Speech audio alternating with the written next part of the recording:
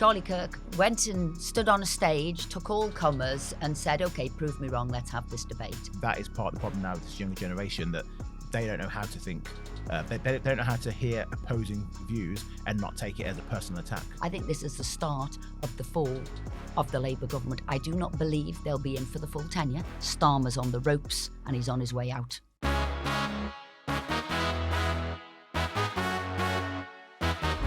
Good afternoon and welcome to the Daily Expresso. I'm JJ Enisiobi, and I want to start today with something rather uncomfortable.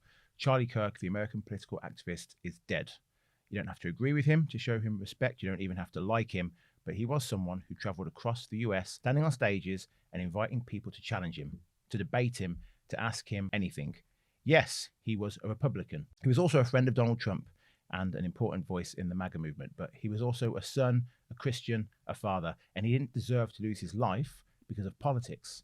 This is where we are now, the extreme left and the extreme right, so consumed with rage that violence feels like an acceptable answer, and it isn't. Deep political divisions and victims on both sides of the political spectrum are growing. Just last week, we interviewed Nigel Farage on this show, and I had friends on the hard left telling me I shouldn't be seen laughing with him. I shouldn't be posting pictures of myself with Farage on my personal Instagram. Is that really where we are? We're so divided that simply even listening to someone you disagree with is seen as betrayal. Here's the truth. I'm not left, I'm not right. I just see things I agree with and disagree with on both sides. There's not a single politician or party I could ever say I fully 100 support and agree with. Well, I completely agree with my side. That's probably what you're thinking. I agree with my side. I agree with my side. Well, then you're naive. You're naive and you are lying. My favourite politician of all time is Tony Blair. I don't agree with everything he did. I'm a paid up member of the Labour Party, and yet I criticise the current Labour government. That's called following common sense. That's called being real. If you look at your side and you think your side's completely right and the other's completely wrong, then it is you who is wrong. And if we can't learn to listen, really listen to people we don't agree with, then we're not just losing politics, we're losing the possibility of a society that can talk to itself. Now, today I'm joined by Esther McVeigh. Esther, thank you for joining us. I don't even know where to start with this horrible news about Charlie Kirk. What was your reaction when you first heard about it? Oh, it's devastating. But I like to see what will come out of it. Let's look to what will come out of it. And I'll tell you what will come out of it. This man, Charlie Kirk, will be a martyr for free speech. And the coward who hid from afar and shot him dead from afar will be known as a coward for all time, a vile, horrid coward. Charlie Kirk went and stood on a stage, took all comers and said, okay, prove me wrong, let's have this debate. And he wanted to have free speech, to have tolerance, to have open conversation, to, like you've just said, push the boundaries either way. Can I listen to you? Can you listen to me? And only by having that conversation can you hear somebody's other point of view. Maybe they can hear yours, and maybe you'll both learn from one another. So he is now going to be the martyr for free speech. So I've always thought the quote, I disapprove of what you say, but I will defend to the death your right to say it, is particularly profound. And that is something that Charlie Kirk embodied. As you said, you didn't have to agree with him. He would go to campuses, sit there, listen to the opposition, go back and forth, and often people would find common ground with him. Do you know what I thought was also interesting? He said he went to the most hostile places he could imagine to have these discussions, debates on free speech. And those most hostile places were American college campuses. And I think we've got to ask ourselves, why was that the case? Why are young people who are supposedly going to further their education, to expand their mind, so intolerant and so blinkered and think that they are right, hold some sort of pious position that they are right and don't want to hear from somebody else? I think those silos that we are in, those echo chambers we are in, and I think questioning what seems to be a sort of a left-wing bias in our educational institutions. And maybe this will come out of what's happened here. You know, I will say now, the legacy of Charlie Kirk will be significant. I think social media has a part to play in this. When I was at university, that was 25 years ago, it was much more open. Go into lectures and the lecturers questioning and making me think critically about things and see different opinions. We didn't have social media.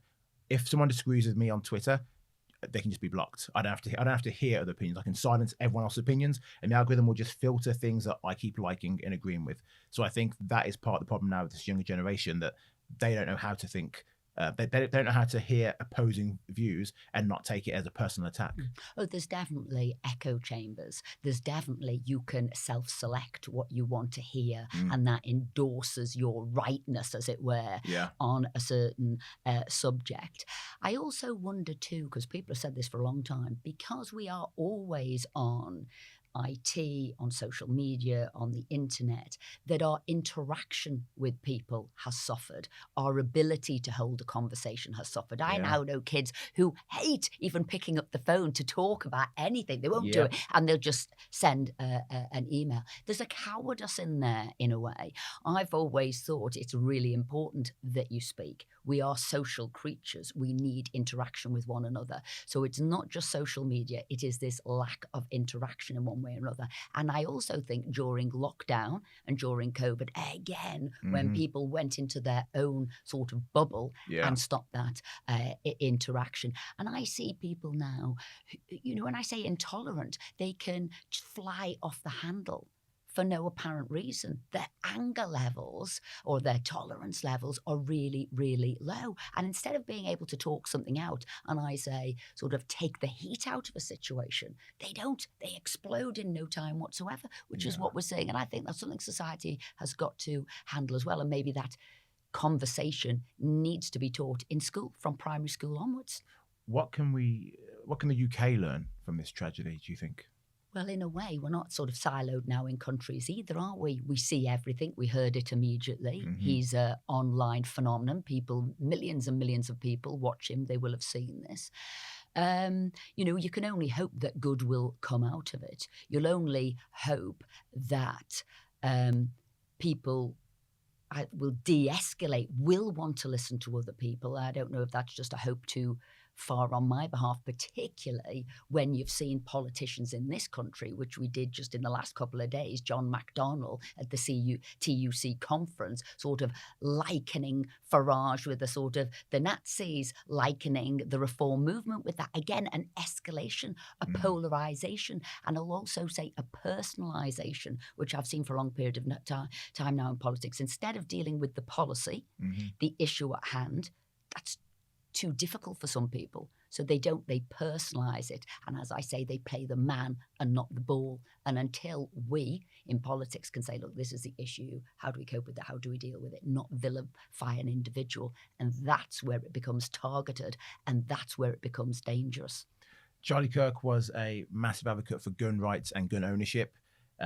He actually, there's a sick irony to this, because he did at one point say, I think it's worth it. I think it's worth to have a cost of, unfortunately, some gun deaths every single year so we can have the Second Amendment to protect our other God-given rights. Those are his own words, and now he's succumbed to gun violence himself.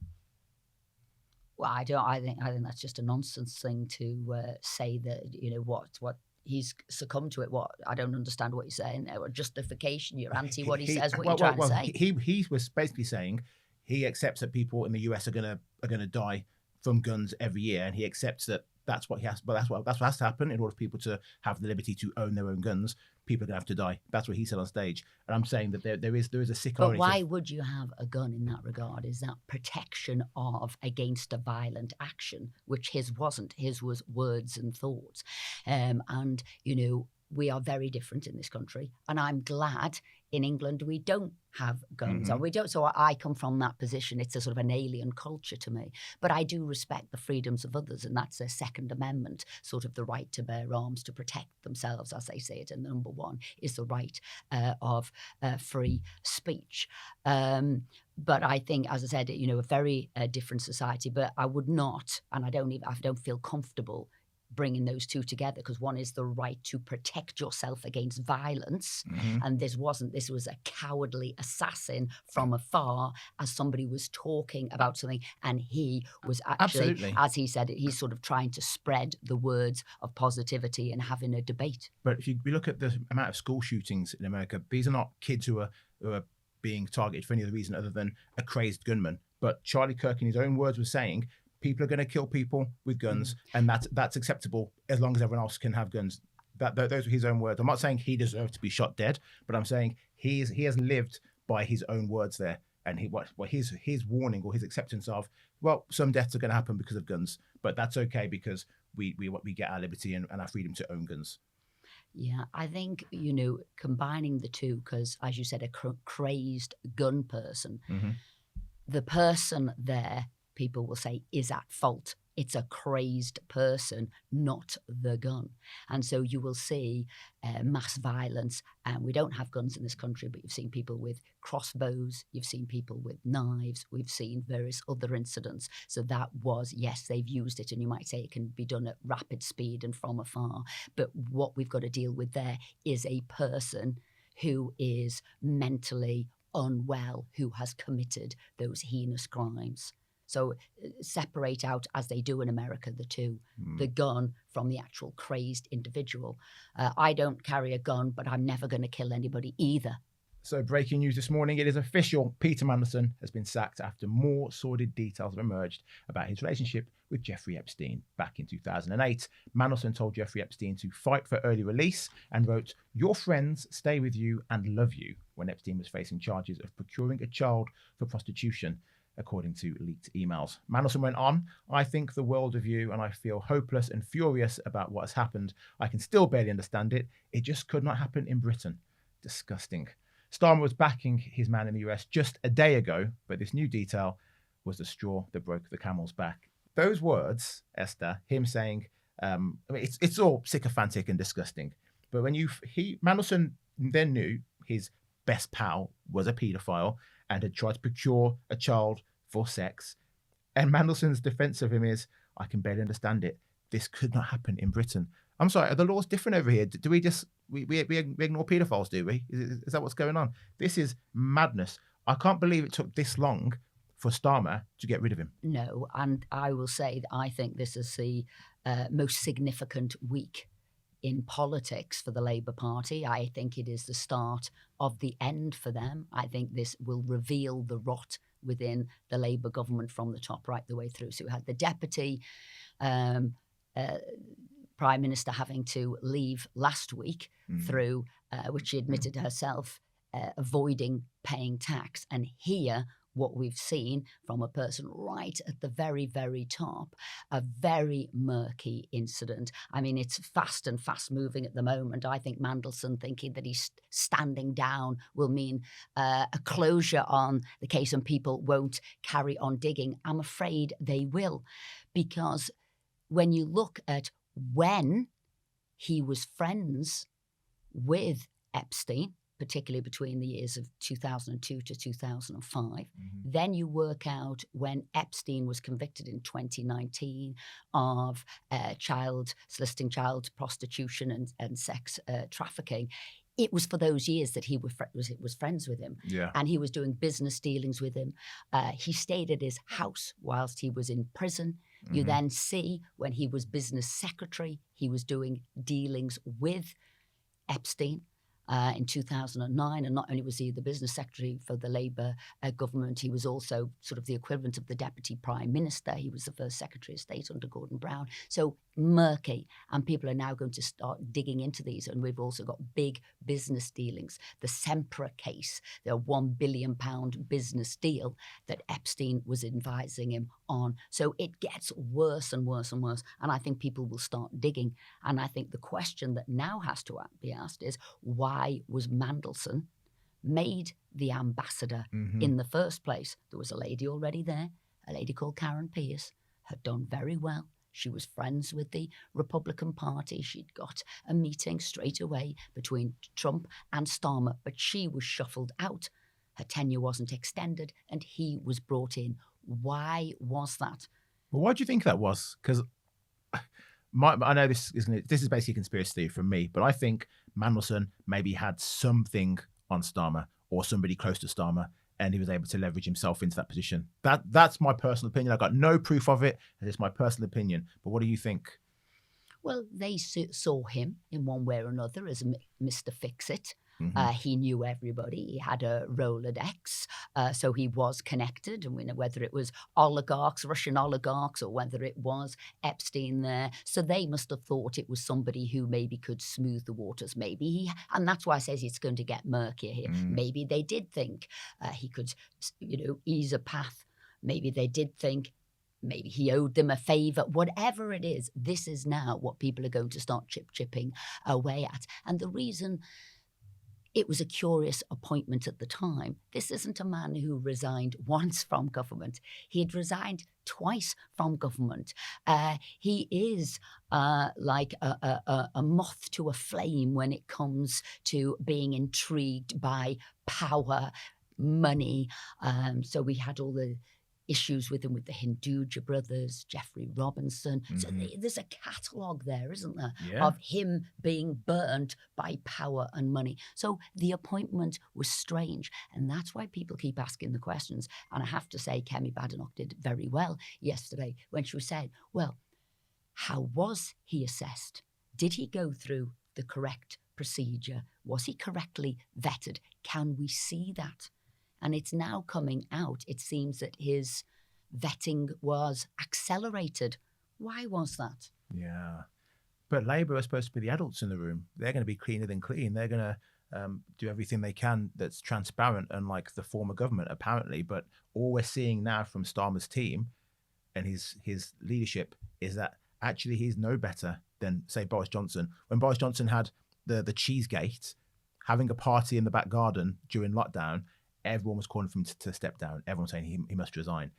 Starmer put a man as close to power to the US as possible, who he knew had questionable history anyway as a politician or as an advisor, and also knew that he was friends with this paedophile. And Starmer still thought this is the right decision to make. For me, I think Starmer should be questioning whether he should be still leader of this country.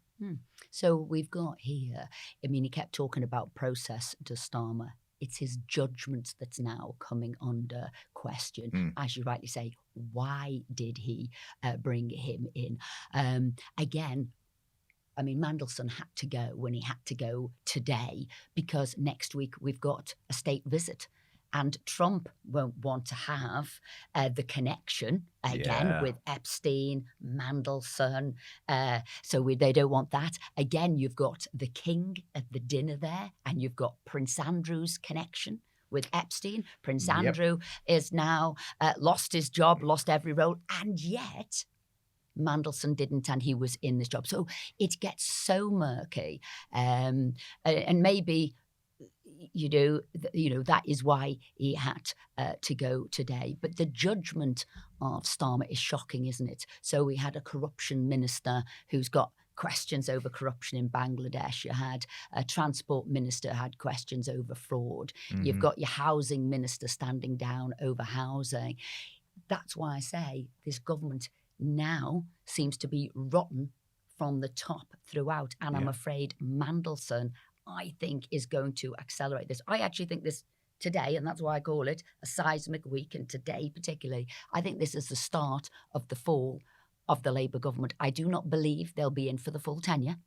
Okay. I think the government will collapse sooner, and I do think now Starmer will be gotten rid of quicker than he thought. I think this is the start of the end for Starmer. People say it's difficult to remove a Labour leader, but what you can do is get your cabinet ministers together, get your MPs together and say, look, you need to stand down. So there isn't a particular process like there is in the Conservative Party, but they will all start saying, you ain't the man for us. He's got a lot of infighting. There's lots of people wanting his job in the cabinet, whether it's, Wes Streeting, maybe it's, Yvette Cooper. There's other people wanting this job, even Ed Miliband. So yes, I think Starmer's on the ropes and he's on his way out. And I have to be honest with you, what a peculiar book, 280 pages or whatever of collected photographs, cartoons, eulogies, love poems, whatever it was for a man. Now, and I thought, what a curious thing for somebody to do. Ghislaine Maxwell was like collecting this. It was like an evidence book, wasn't it? It's sort of, you feel as if it's like a blackmail book, don't you? Yeah. You feel as if it's evidence against all those people to control them in one way or another, because it is a very murky book.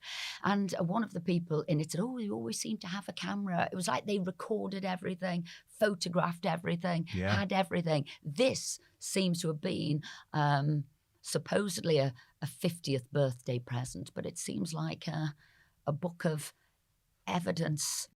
Right, on to some good news now. After 19 months of zero contact, Prince Harry and King Charles have finally reunited. They enjoyed a private tea together at Clarence House yesterday, and the meeting lasted 55 minutes. Asked how his father is later that evening, Harry replied, yes, he's great, thank you. Harry last saw his dad in February last year when he travelled from his home in California to the UK to see the King after his cancer diagnosis. This is good news, Esther. This is great news. You're smiling, but I feel like you're cynical about this. What's your problem with this? A boy who was wayward and had lost his family has been reunited with his father. We should be saying, well done. And I think there is a positive side to this. And I think Charles wanted this. Look, we don't know how well or unwell Charles is. I know sort of Harry leaked, didn't he, a few weeks ago, oh, he's really ill and I do hope to get to see him. But at the end of the day, Charles would want to make amends with his son. So yes, it is positive in that regard. But is there a but coming from you? Well, insofar, I think he gave the right answer, didn't he, straight away? I think he's getting lessons in what he can say and what he can't say before he's left, allowed back into the royal household. Yes, my dad's very good, rather than going on and on and on. And I think, look, he's got some way to go to get back on good terms with his brother, with his sister-in-law. His book said way too much. And it all seemed... He just told the truth. Did he? He told his truth. Yeah, yes. Don't tell us about this. My truth. This is also American, isn't it? Meghan, my truth, as I see it, my journey. I think the royal family must feel somewhat used in a way, because they've never really spoken out.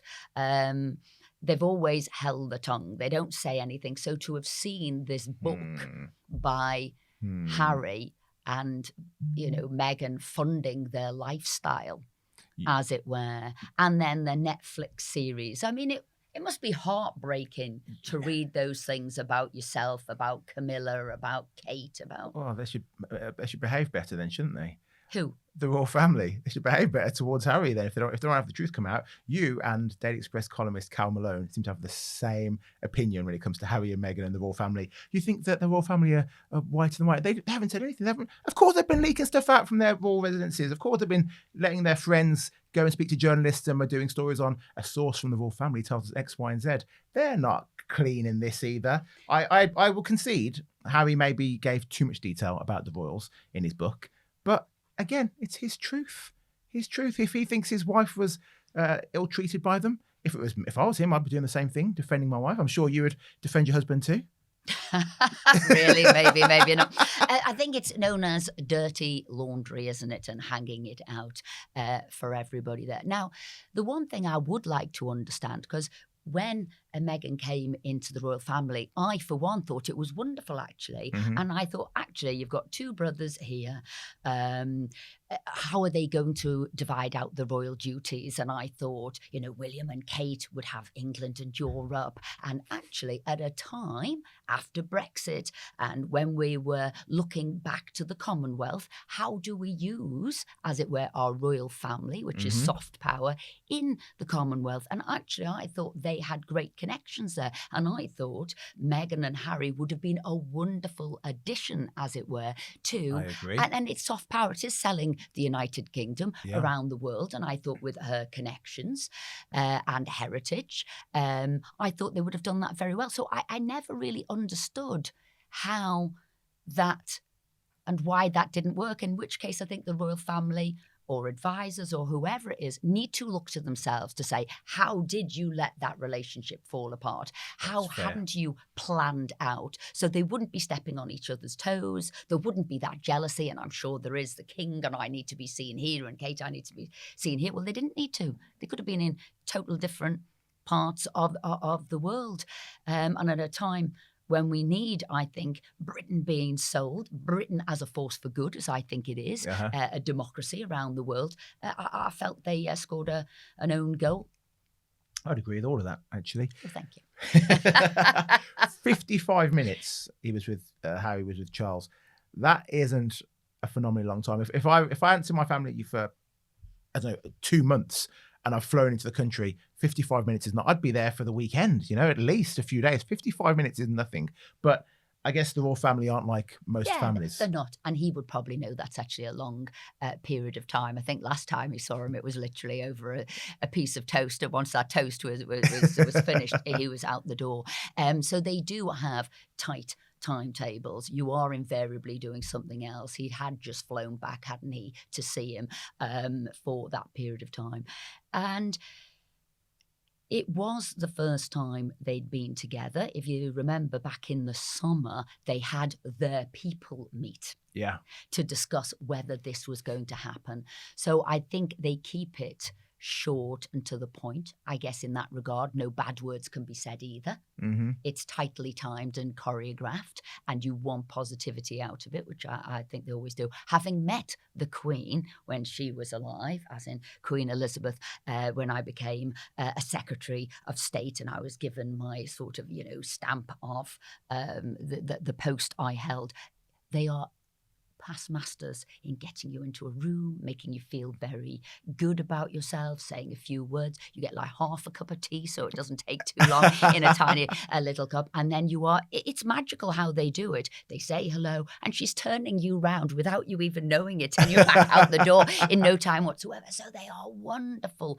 at in, out, getting the job done, moving you back out, but you feeling very privileged while they do it. Well, it's good to know they do the same to their sons as well. Liam and Noel Gallagher also have rekindled. We had Charles and Harry, now we had Liam and Noel. Anyone else you would like to see? Which one will last the longest? Because I think they said, well, how long will the brothers last? Well, that's all about money as well. So ever long the tour takes. Well, I know who won't be. Starmer and Mandelson won't be. I think there's lots of people in political circles I can't ever see get together. Well, who knows? Ange might get together with Starmer.